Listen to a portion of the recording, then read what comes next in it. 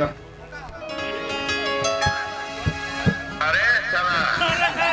ऐसे लोगों को गुरु मानते हो कल्लू, शर्म आनी चाहिए। और ना ही कल्लू आपको शर्माई की साला बोल दिया, लोग सुनाता। दोस्तों अगर आप पावर स्टार पवन सिंह के फैन हो गए ना तो इस वीडियो को अंत तक जरूर देखिएगा, क्योंकि ये महेश पांडे कुछ ज़्यादा ही उड़ रहा है।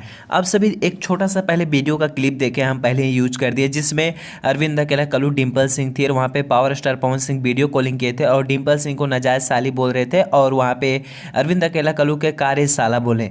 उसके बाद महेश पांडे का गांड में मिर्ची लगी और मुझे ये नहीं पता चलता है कि महेश पांडे को तो बोले नहीं है, वो कल्लू को और डिम्पल सिंह को बोले हैं। तो फिर क्यों मिर्ची फट रहा है भाई? अर्निंग नहीं हो रहा चैनल से क्या?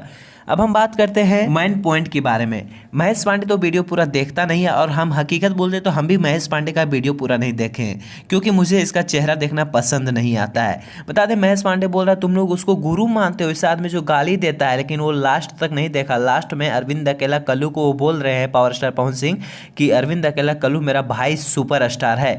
आखिर भाई बोला ना, सुपर स्टार बोला ना।